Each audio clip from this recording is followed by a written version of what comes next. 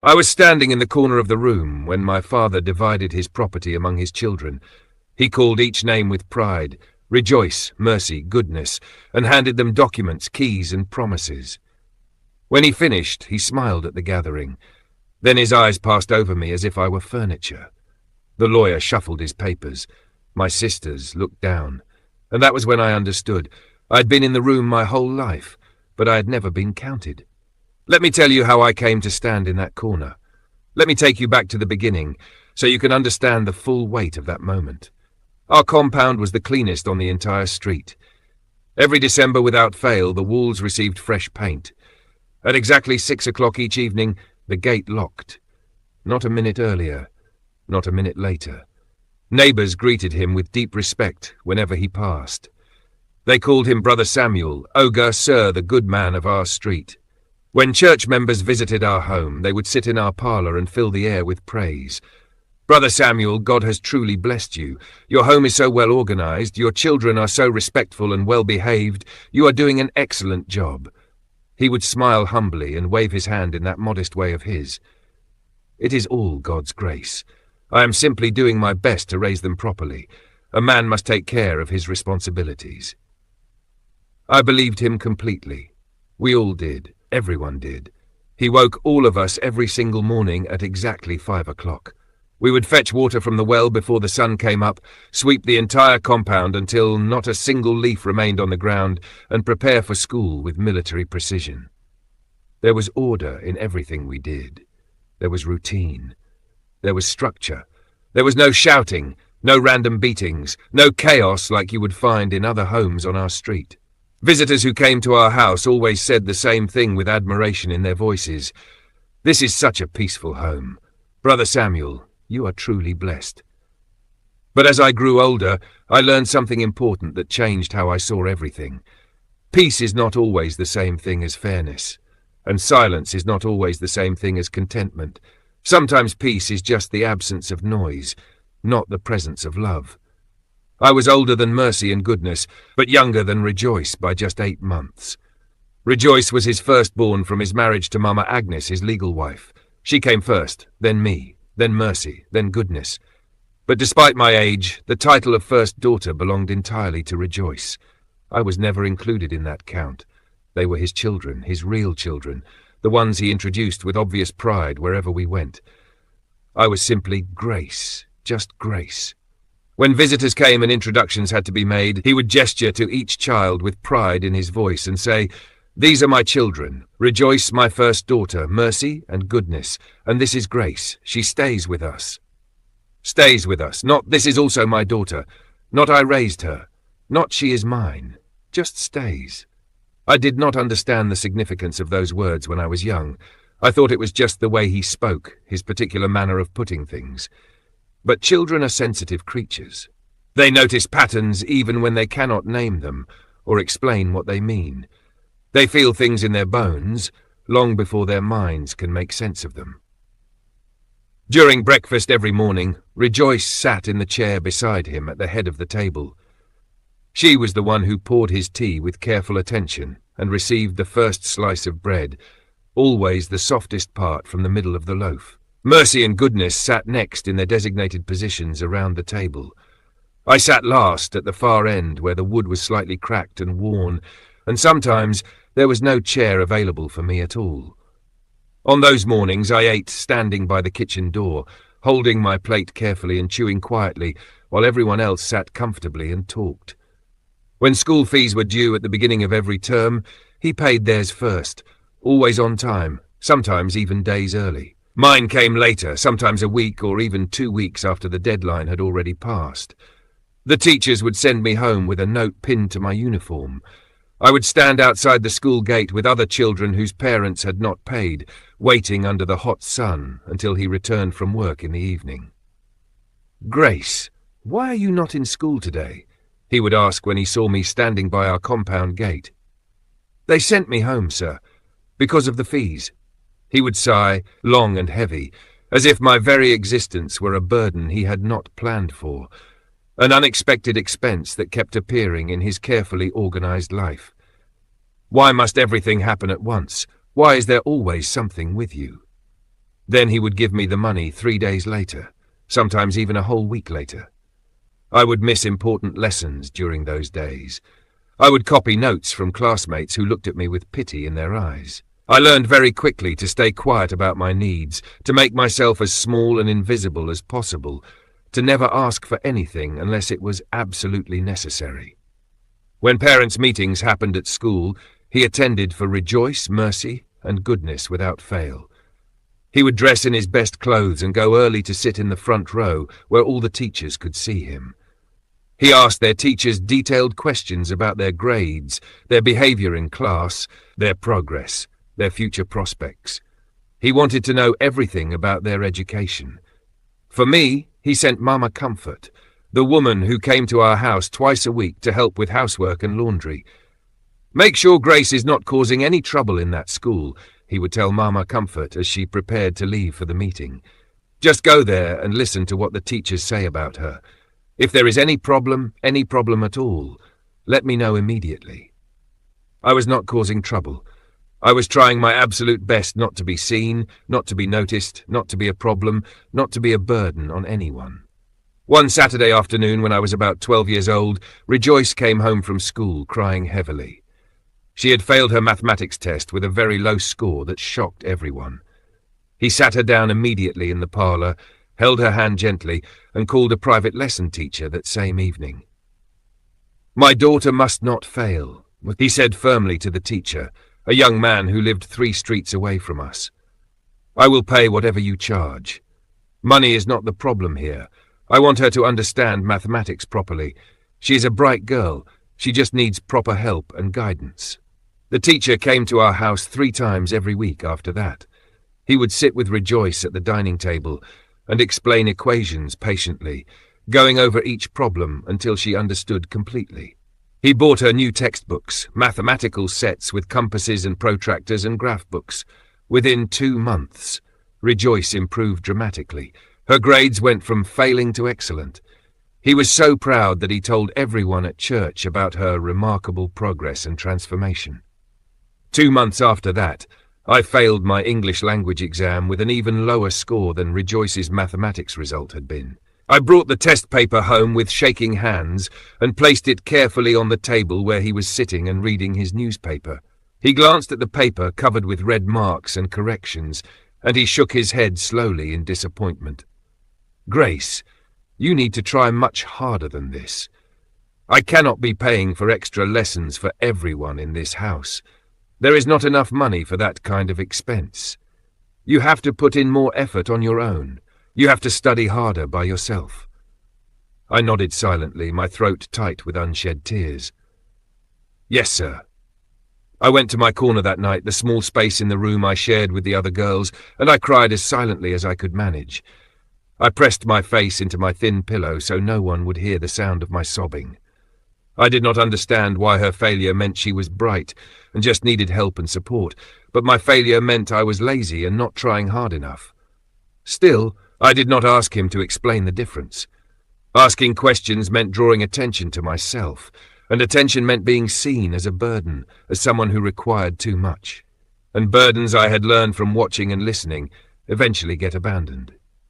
The years continued moving forward this way, like water flowing slowly over stone, wearing me down in ways I could not see or measure. Small cuts that did not bleed, obviously. Quiet wounds that hurt deeper than any injury you could see with your eyes. When Rejoice turned 16 years old, he threw a birthday party that the whole neighborhood talked about for months afterward. There was jollof rice cooked in 3 large pots, fried chicken that smelled like heaven, dozens of bottles of soft drinks in big coolers filled with ice, and a massive 3-layer cake with her name written in beautiful pink icing. "Happy birthday, Rejoice, Daddy's princess." The whole street came to celebrate. The music played loudly until past midnight. People danced in our compound. He stood in the center of the parlor with his chest puffed out with pride and announced loudly so everyone gathered could hear him clearly, "This is my first daughter, my pride and joy. I am so proud of the beautiful young woman she is becoming." When I turned 16, just 8 months later, he gave me 500 naira in cash. He handed it to me quickly one morning as he was leaving for work, barely pausing in his steps. "Buy yourself something nice for your birthday," he said without looking directly at me. "No cake, no party, no announcement, no daddy's princess, no celebration at all." I smiled and said thank you, because what else could I possibly do? What else was I supposed to say in that moment? By the time I turned 18 years old, I had learned all the unspoken rules of that house. I had absorbed them the way you learn to breathe, automatically, without thinking, without effort. Rule number 1, be useful but never visible. Work hard but never expect recognition or praise. Rule number 2, succeed quietly or fail invisibly. Either way, do not make noise about it. Rule number 3, never ask why things are the way they are. Never question the order of things. Accept what is given and be grateful.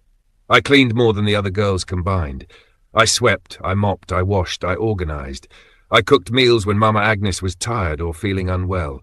I helped Goodness with her homework every single evening, patiently explaining things she did not understand, even though no one had ever sat with me to help with mine. I made sure the house ran smoothly, that everything was always in its proper place, that nothing was ever out of order. He never thanked me for any of it. Not once. But he never shouted at me either, never raised his voice in anger.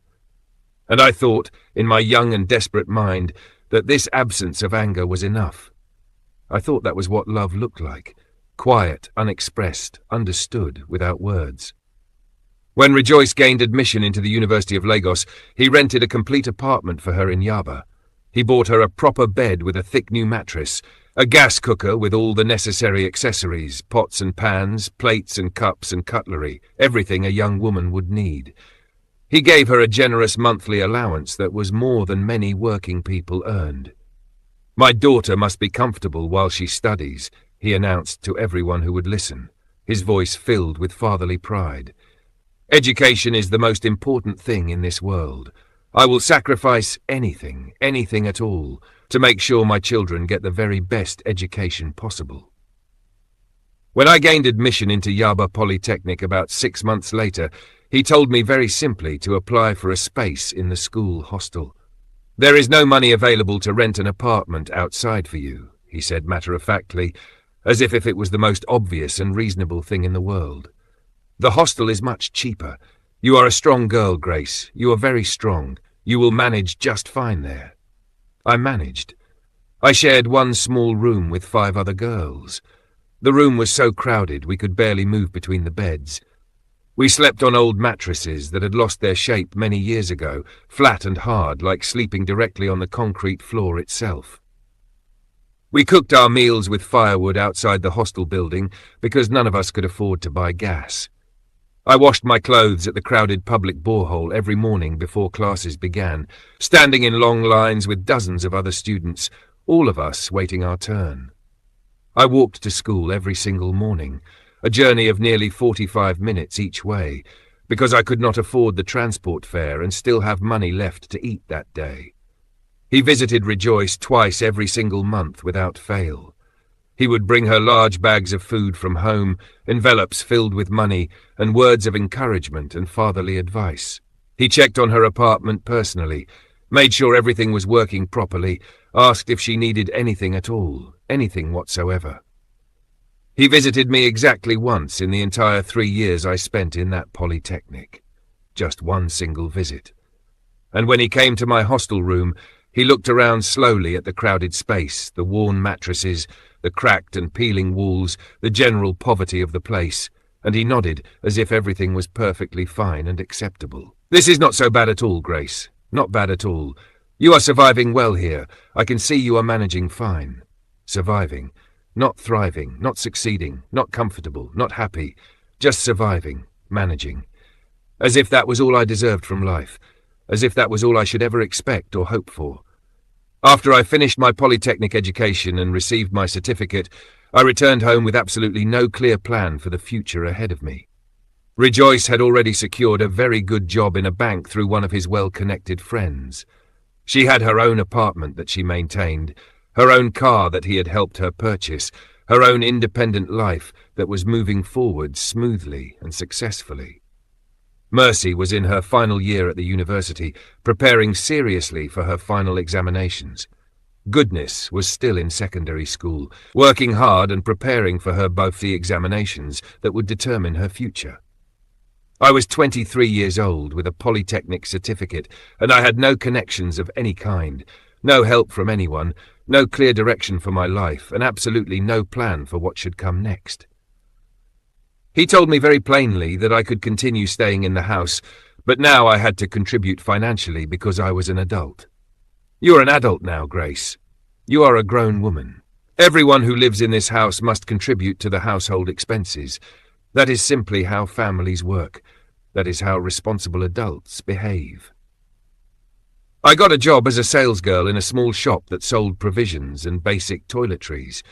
The shop was hot and cramped and uncomfortable.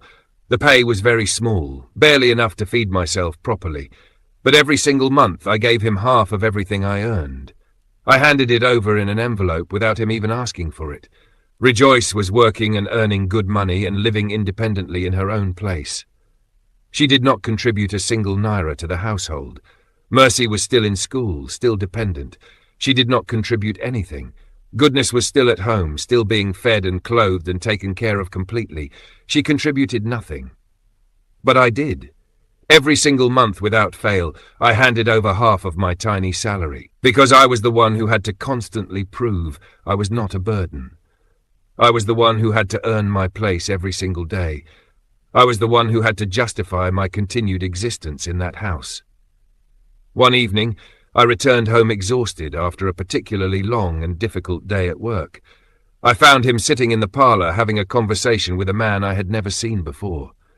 They were deep in discussion, talking seriously about property and land and future planning. I greeted them both quietly and politely, and I was about to go directly to my room when I heard his voice, clear and strong and full of certainty.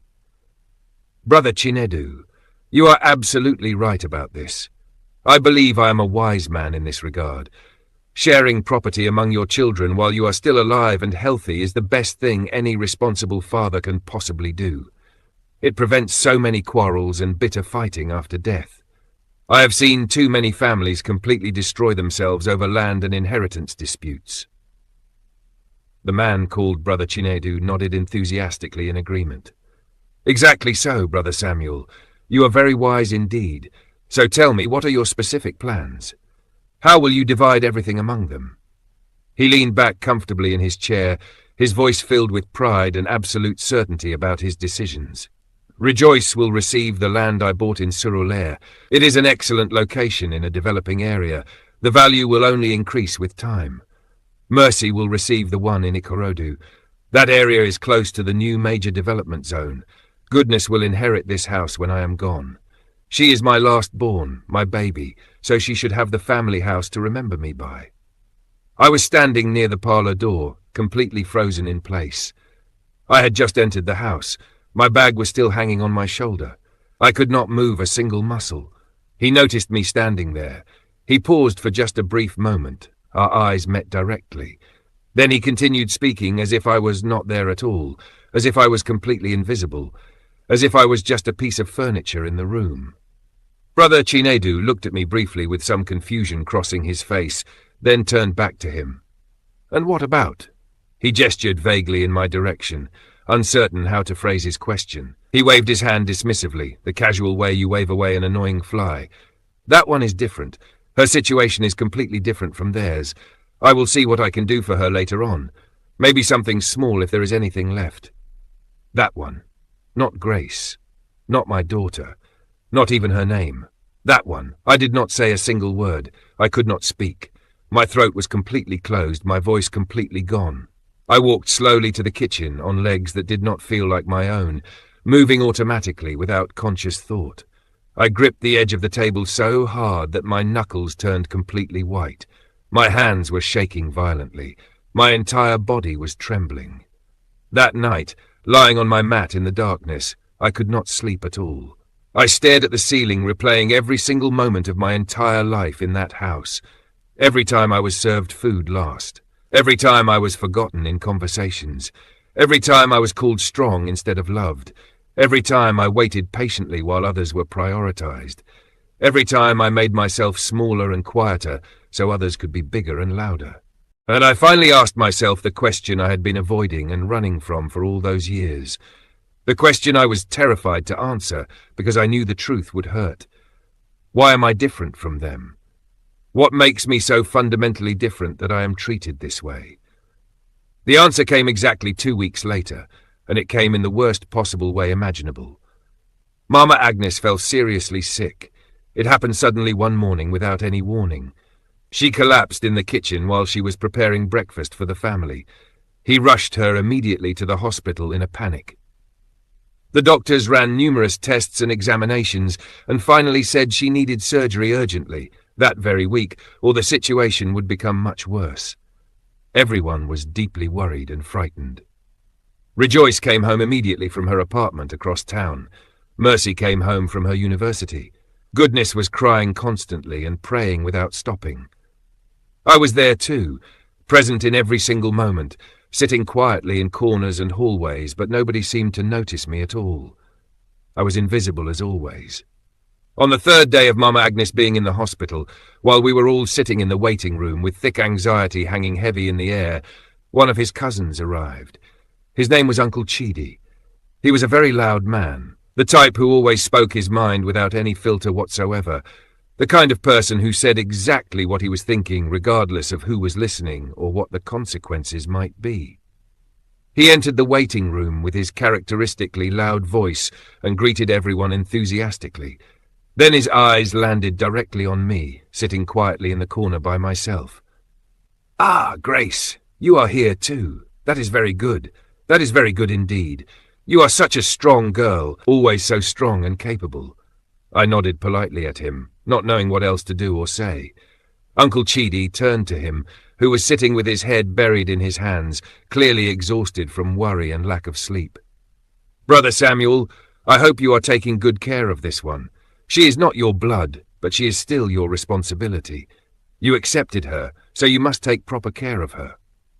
The entire room went completely silent. You could hear people breathing. You could hear the clock ticking on the wall. You could hear everything and nothing at the same time. "Not your blood." Rejoice looked up sharply, her eyes suddenly wide with shock. Mercy stopped scrolling on her phone and stared. Goodness turned to look at me with an expression I could not read or understand. I felt my chest tighten painfully, as if someone had reached inside and squeezed my heart with their fist. My breathing became difficult. "Not your blood." The words echoed in my head like drums beating over and over and over. He stood up quickly, his face tight with anger or perhaps embarrassment. "Uncle, please, this is not the time or the place for this kind of conversation. Please." Uncle Chidi laughed, completely oblivious to the massive bomb he had just dropped into the middle of our lives. "Time for what? Everyone here is family. Grace already knows the story. Why are we pretending about things that everyone knows?" I did not know the story. I did not know anything at all. He grabbed Uncle Chidi's arm firmly and practically dragged him outside the waiting room, speaking to him in low, urgent tones that I could not hear. I sat there completely frozen, unable to move even a single finger. My mind was spinning violently, trying to make sense of what I had just heard. Rejoice leaned toward Mercy and whispered something I could not make out. Goodness would not look at me anymore.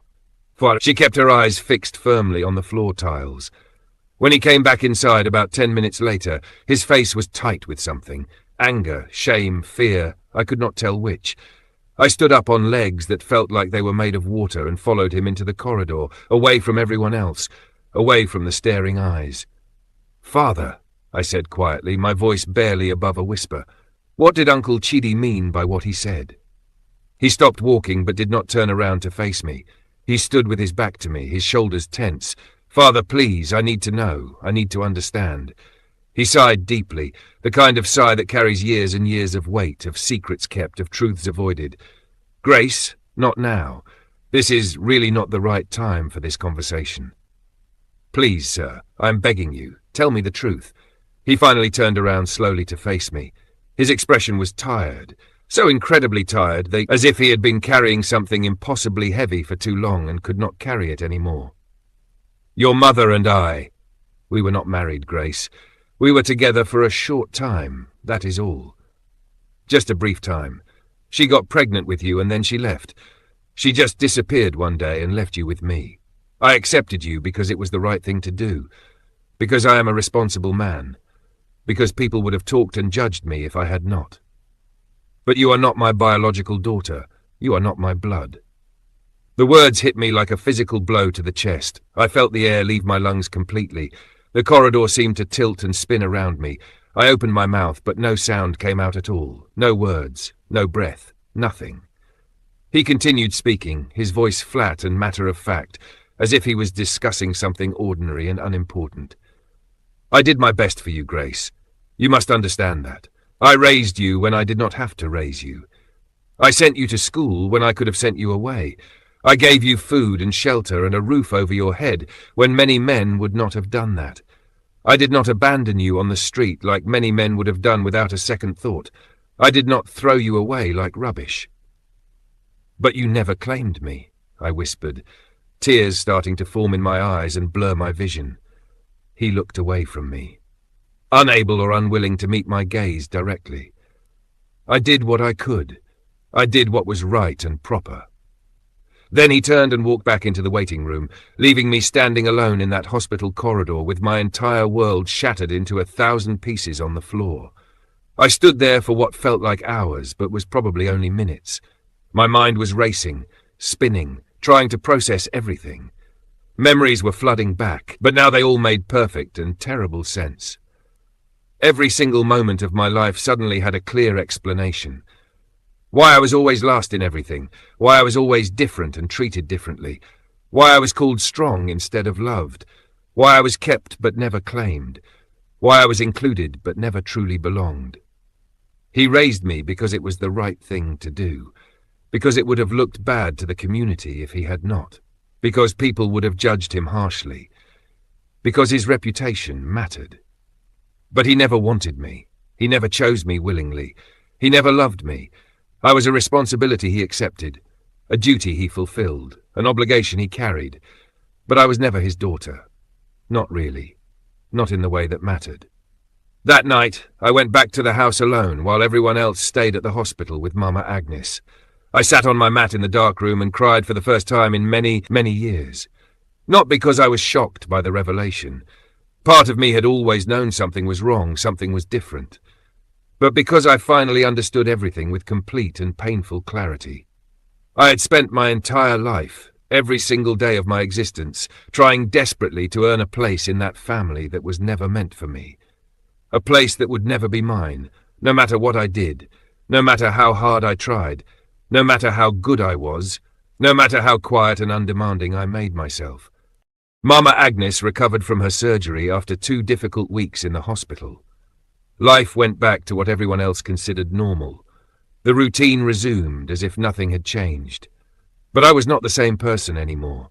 Something fundamental had shifted inside me, broken or perhaps finally healed. I could not tell which. I started noticing things I had trained myself to ignore before, things I had convinced myself did not matter, things I had pushed down deep inside.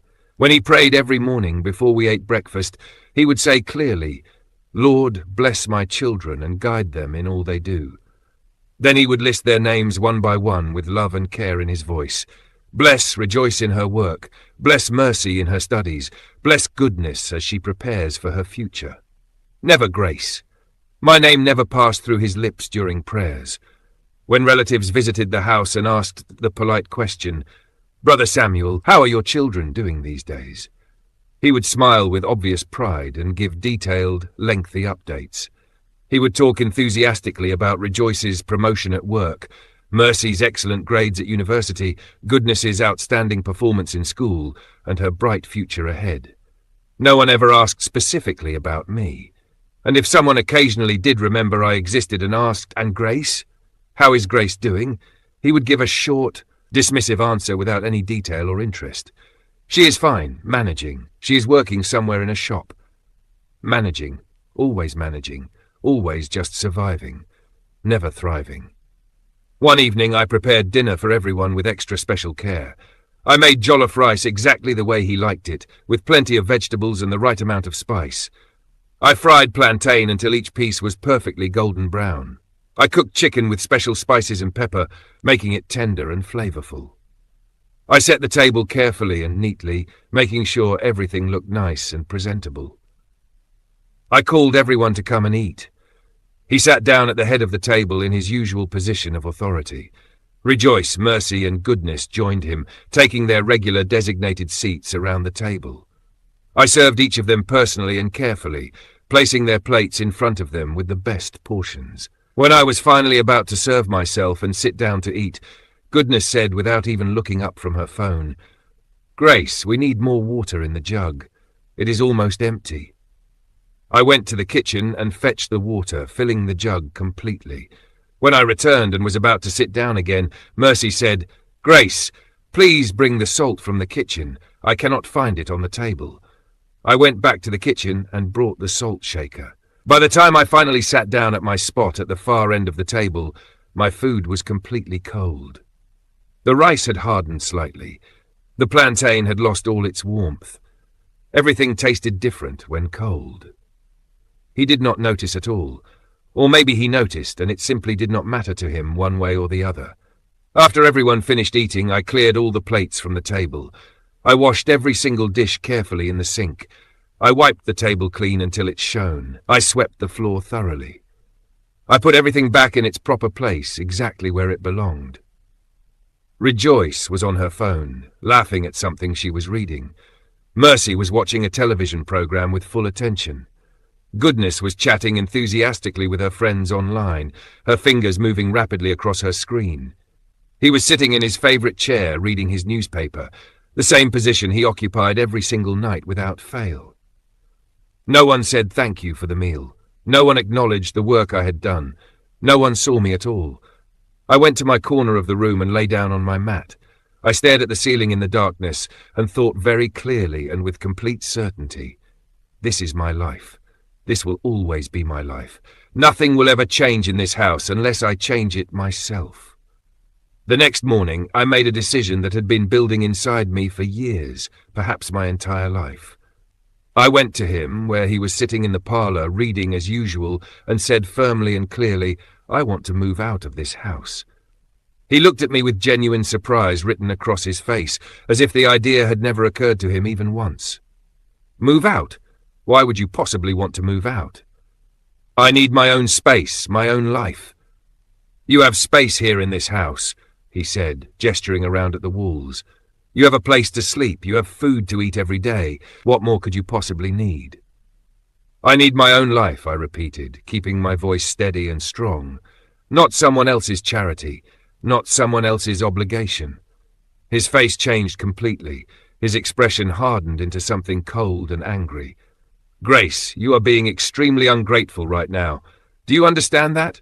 After everything I have done for you over all these years, this is how you repay me? I have given you everything you needed." I took a deep breath, steadying myself for what I needed to say. "You gave me survival, Father. You gave me food and shelter and the basic necessities, but you never gave me love. You never gave me belonging. You never gave me a place in this family, and there is a very big difference between those things." He stood up abruptly, his voice rising with anger and something else, perhaps guilt, perhaps shame. "What is the difference?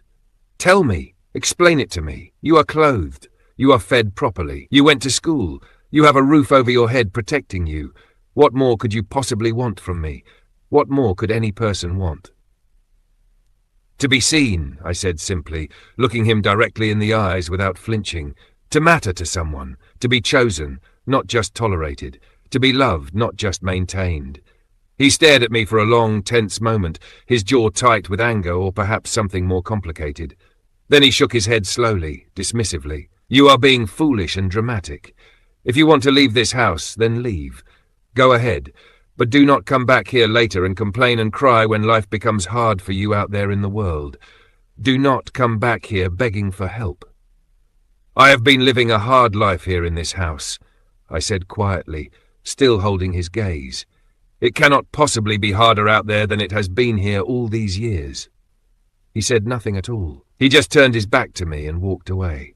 I packed my things that same evening. One bag, One single small bag was all I had to show for 23 years of living.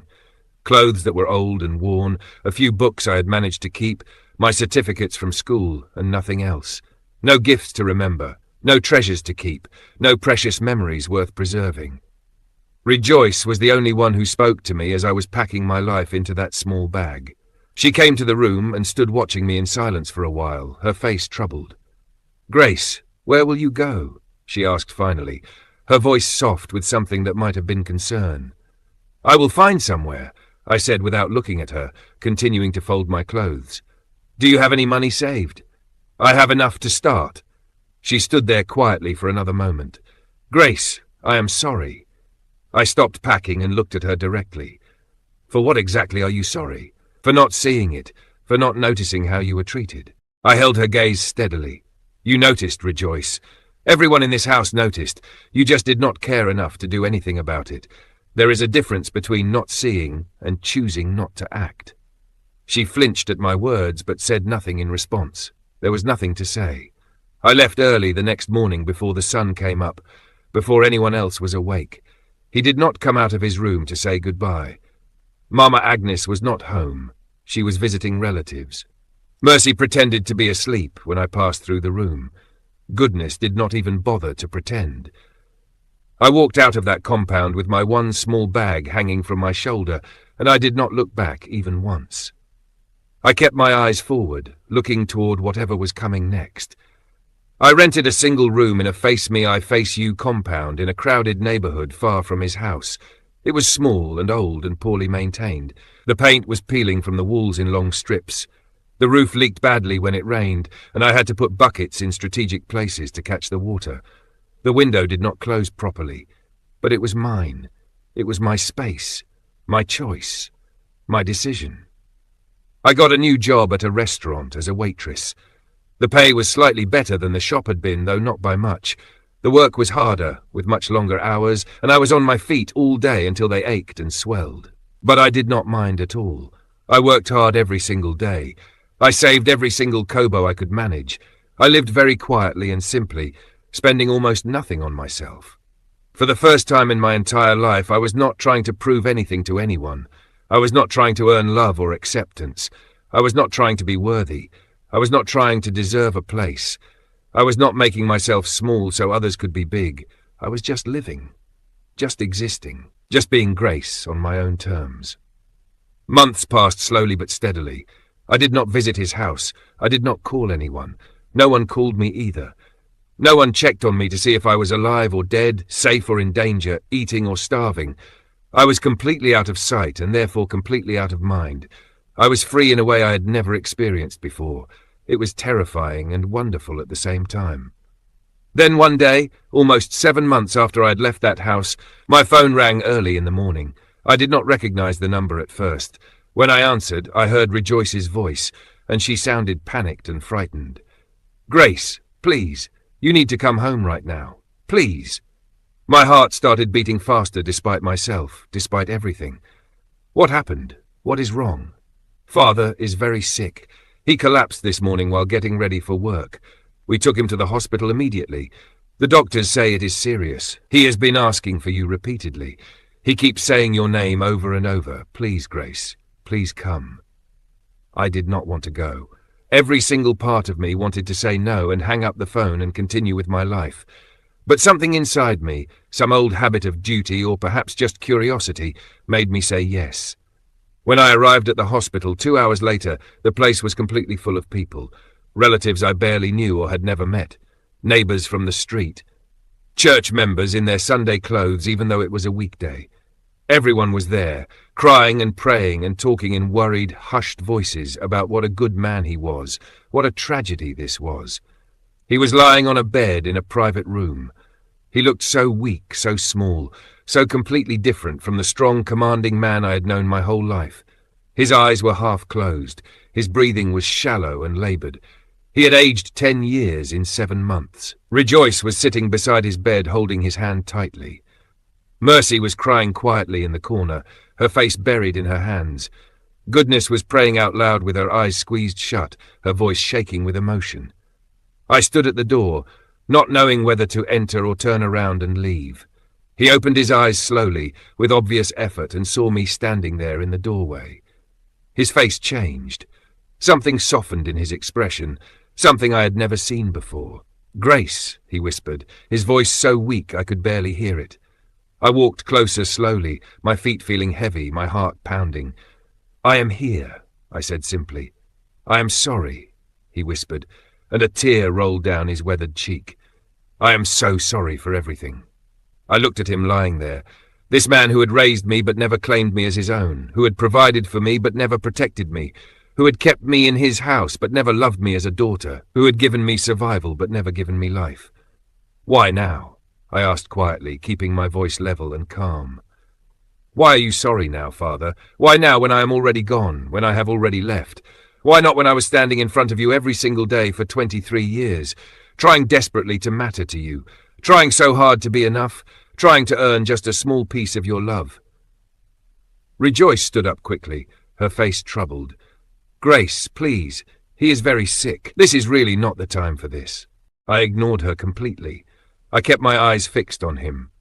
"You told me many times over the years that you did your best, that you raised me when you did not have to, that I should be grateful for what you gave me. But your best was not enough, Father. Your best was not love. You gave me food, but you never gave me your name. You gave me shelter, but you never gave me belonging. You gave me the basics of survival, but you never gave me the feeling of being truly wanted. You raised me to manage, to survive, to endure, but you never raised me to feel loved or valued or important. And now you want forgiveness because you are lying here afraid of dying and facing judgment." He closed his eyes tightly. More tears rolled down his cheeks, leaving wet trails on his skin. The room was completely silent. Everyone was staring at me, some with shock, some with anger, some with something that looked like understanding. "I forgive you," I said finally, my voice steady and clear and strong. "Not because you deserve it, not because what you did was right or acceptable, but because I deserve peace in my life. I deserve to be free from carrying this pain and anger and bitterness forever. I deserve to move forward without dragging your guilt behind me like chains. So I forgive you, Father. I release you from what you should have been, and I release myself from trying to earn what you could never give." I turned and walked toward the door. "Grace, wait," he called out weakly, his voice breaking. I stopped but did not turn around to face him. "I did love you," he said, his voice so quiet I almost could not hear. "In my own way, I did love you." I stood there for a moment with my back still turned, considering his words carefully. "No, Father," I said quietly but firmly. "You did your duty. You fulfilled your obligation. You maintained your reputation. But duty is not the same thing as love. Obligation is not the same thing as choosing someone, and I finally understand the difference completely." Then I walked out of that hospital room and did not look back. That was the last time I saw him alive. He died 2 weeks later. The burial was massive and elaborate. People came from everywhere, from villages I had never heard of, from cities far away across the country. They filled the church to overflowing. They filled the streets outside. They praised him endlessly and loudly. They called him a good man, a kind man, a generous man, a responsible man who took care of his duties. During the funeral service, someone from the church leadership approached me and asked me to come forward and say something about him, to share a memory, to give a tribute like the other children had done. I stood in front of all those hundreds of people and spoke clearly and honestly. Father was a man who understood duty and responsibility very well. He was a man who knew what society expected of him. He provided for those who lived under his roof. He was respected in this community. He was admired by many people. But he was also a man who chose silence over truth. He chose neutrality over love. He chose duty over genuine connection. He chose reputation over relationship. And in the end, that silence, that distance, that absence of real love spoke louder than anything he ever said to me in words.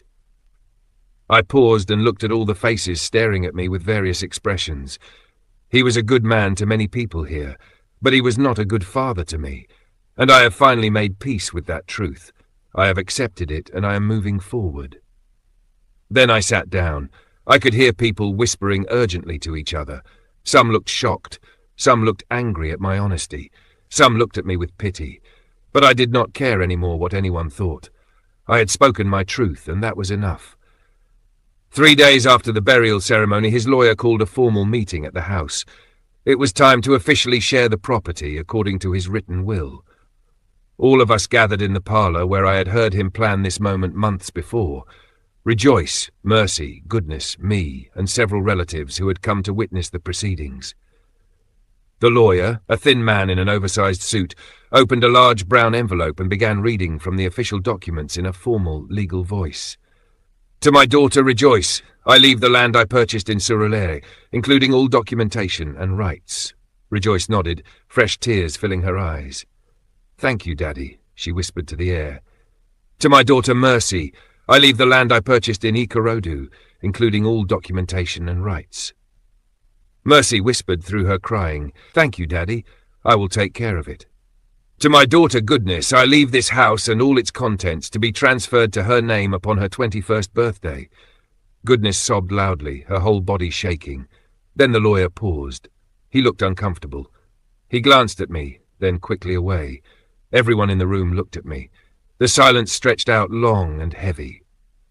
There is no provision for grace in this will, the lawyer said finally, clearing his throat awkwardly. I was not surprised, not even a little bit. I had known this moment was coming from the day I heard him planning it with his friend. Mercy looked at me with guilt filling her eyes. Grace, we can share everything equally. We can divide it all 4 ways. It is not fair that you get nothing after living with us all those years. No, I said firmly, standing up from my chair. I do not want anything from him. I never did. Rejoice stood up too, reaching toward me. Grace, please, at least take something. You deserve something after everything you went through, after all those years. I looked at her, then at Mercy, then at Goodness, who was still crying. What I deserved, none of you can give me now. What I needed was never land or houses or money or property. What I needed was to be seen as a person who mattered, to be loved without conditions, to be claimed as a daughter, and he never gave me that. So his land, his houses, his material things, none of it means anything to me at all. None of it can replace what I never had. Uncle Chidi, who was sitting in the corner watching everything, spoke up loudly as he always did. Grace, you are being very foolish right now. Take what you can get while you can get it. Life is hard out there. You need security. You need something to fall back on. I've been living without security my whole life, Uncle, I said, turning to face him directly. I have managed before without anything. I will manage again. That is what I am very good at, remember? Managing, surviving. That is what everyone always told me I was so good at. I picked up my small bag from the floor where I had set it and walked toward the door. Grace, wait, Goodness called out, her voice small and shaking. She was the youngest. She had always been the quietest around me. I am sorry. I am so sorry I never said anything all those years. I am sorry I never stood up for you when I saw how you were treated. I stopped and looked at her. She was crying genuinely, her young face twisted with guilt and shame and regret. Goodness, you were a child, I said gently, my voice softer. You did what children do. You followed the example you saw. You accepted what you were taught was normal. But you are an adult now. You can choose differently going forward. You can be different. Do not let this house teach you that love is conditional. Do not let it teach you that some people matter more than others just because of blood or biology. Learn from this. Be better than what you saw. Love people fully or not at all. Then I walked out of that house for the last time in my life. As I walked down the street, away from that compound, away from that family, away from that life I had never truly belonged to, I felt something I had never felt before in my entire existence. I felt light, lighter than I had ever been. My shoulders felt free of weight. My chest felt open and unrestricted. I could breathe fully and deeply for the first time. Because I finally understood something that had taken me 23 years to learn. Something fundamental about life and love and family. Fatherhood is not biology or blood. It is not provision or duty. It is not obligation or responsibility to society. It is love freely given. It is choice made daily. It is presence offered consistently. It is protection provided without hesitation. It is seeing someone fully and saying clearly, you are mine and I am yours, and nothing will change that. And he never said that to me. Not once. Not ever in 23 years. He kept me because society expected him to do so. He raised me because it would have looked bad to his community if he had not. He tolerated my presence because I was useful and quiet and did not cause trouble or make demands. But he never loved me. Not the way a father loves a child. Not the way I desperately needed to be loved. And I had finally completely stopped waiting for him to. The months after his death were strange and complicated. I expected to feel grief the way people are supposed to feel when they lose a parent. But what I felt instead was something more complex and difficult to name. It was not happiness. It was not sadness. It was more like relief mixed with an old, deep sorrow that had always been there. I continued working at the restaurant, and after about 8 months, the owner, a kind woman named Auntie Blessing, promoted me to supervisor because she said I was reliable and hard-working and the customers liked me. One afternoon, while we were closing the restaurant and cleaning up, she asked me directly, "Grace, why do you work so hard all the time? You're always here early, always leaving late. You never complain about anything. What are you running from? Or what are you running toward?" I was surprised by her question and her directness. "I am not running from anything, Ma." She looked at me with wise, knowing eyes that had seen many things in life. Everyone who works this hard is either running from something painful or running towards something better. Which one is it for you? I thought about her question for a long time, really considered it. Maybe both, I finally admitted. She nodded slowly, understanding. I was the same way when I was younger, after my own troubles. But let me tell you something very important that I learned. You cannot work hard enough to fill a space that someone else left empty inside you. That is not how healing works. That is not how life works. Her words stayed with me for many days, turning over and over in my mind. One evening, about a year after he died, Rejoice came to visit me at my room. She had never visited before in all those months. I was surprised to see her standing at my door, looking uncomfortable. "Can I come in?" she asked quietly. "Yes," I said, stepping aside to let her enter my small space. She looked around slowly at my single room. It was clean and organized and as nice as I could make it, but it was obviously very small and simple. One bed, one small table, one chair, a tiny stove in the corner for cooking. "You live here?" she asked, and I could hear something in her voice, not quite pity, but something close. "Yes. It is my home." She sat carefully on my bed because there was nowhere else to sit. I took the single chair. "Grace, I came to apologize properly," she said after a long, heavy silence. "Not just with words that mean nothing. I need you to really understand and know that I see it now. I see what Father did to you all those years. I see how he treated you so differently from us. And I see clearly now how all of us allowed it to happen, how we participated in it by our silence. We were complicit. I was complicit. I did not say anything. I just sat and listened. I was thinking about something you said at the hospital that day," she continued, her voice thick with emotion. "You said I noticed, but did not care enough to do anything about it. And you were absolutely right. That was the truth. I did notice how he treated you. I saw how you were always last, always forgotten, always treated like you did not quite belong. And I told myself it was not my problem to fix. I told myself you were fine. You were strong. You did not need help or defense. Strong people do not need protecting." She looked at me with tears filling her eyes. "But strength is not the same as not needing love, is it? Strength is not the same as not deserving better treatment. Strength should never be an excuse for neglect." "No," I said quietly. "It is not the same at all." "I am sorry, Grace. I am truly, deeply sorry. I cannot change the past. I cannot give you back those years of feeling invisible and unwanted. But I want you to know that I see you now. I see you clearly and completely. I felt something shift inside me then, a small crack appearing in the protective wall I had built so carefully around my heart. Thank you for saying that, Rejoice, I said honestly. It means something real to hear it spoken out loud. Can we try? She asked, hope entering her voice. Can we try to be real sisters now? Not the way Father made us, not the way that House shaped us, but the way we choose to be ourselves. I thought about it carefully. I do not know if I can trust that yet. I do not know if I can believe it will be different, but maybe we can try. Slowly, carefully. She nodded, accepting my hesitation. Slowly is fine. Slow is good. I can wait. Before she left that evening, she pressed a thick envelope of money into my hand. Please take this. Not because you need charity, not as pity, but because I should have shared with you a long time ago, because it is right. I looked at the envelope. It was clearly a significant amount of money, enough to change things for me materially. Rejoice, I cannot. Please, she said firmly, almost desperately. Let me do this one thing. Let me do at least this one small thing right after so many years of doing wrong through silence.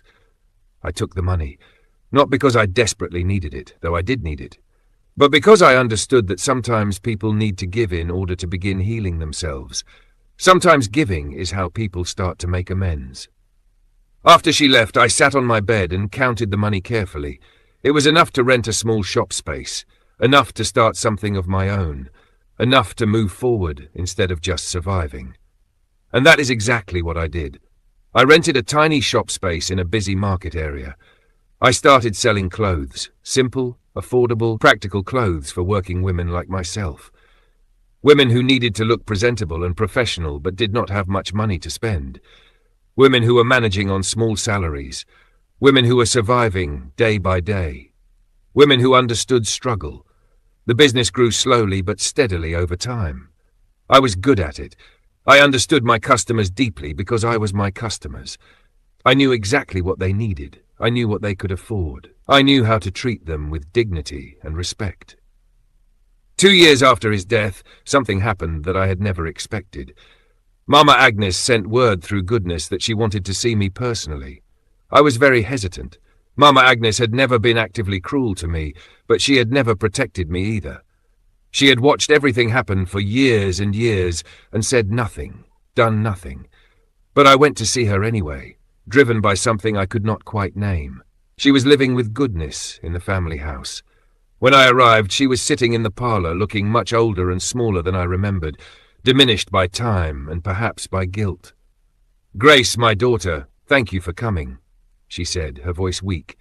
I sat down but said nothing, just waited. "I asked you to come because I need to tell you something before I die," she said directly. "I need to confess something that has been troubling my spirit and keeping me awake at night." I waited silently. "I knew," she said simply, her voice breaking. "I knew from the very beginning that Samuel was treating you differently from my own children. I knew he did not love you the way he loved them. I knew you were suffering quietly, making yourself invisible, trying so hard to earn something that should have been given freely. And I did absolutely nothing to stop it. Nothing to protect you, nothing to defend you." She started crying softly, her old hands shaking. "I told myself it was not my place to interfere. I told myself you were not my biological child, so it was not my responsibility. I told myself that as long as Samuel was providing food and shelter for you, that was enough. That was sufficient. But it was not enough, was it? It was never enough." "No, Ma," I said quietly. "It was not enough at all. I am sorry, Grace. I am an old woman now facing death soon. I will stand before my God very soon. And I need you to know before I go that I failed you completely. I should have spoken up loudly. I should have defended you fiercely. I should have made him see you as a daughter, a real daughter. But I was a coward. I was selfish. I protected my own children and left you unprotected." I looked at this woman who had been present throughout my entire childhood, but had never truly seen me, never truly helped me. "Mama Agnes, I forgive you," I said, and I meant it. "I forgive you because holding anger toward you is too heavy a weight to carry forward into my future, and I am tired of carrying heavy things that belong to other people." She reached out with her shaking, wrinkled hand and held mine. Her hand felt fragile, like it might break. "Thank you, my child. Thank you." When I left that house after our conversation, I realized something important about forgiveness. Forgiveness was not about saying that what happened was acceptable or okay. It was not about forgetting the pain or pretending it never existed. It was not about reconciliation or restoration of relationship. Forgiveness was about refusing to let that old pain define and control the rest of my life going forward. It was about choosing freedom over bitterness. It was about choosing to live fully instead of just surviving.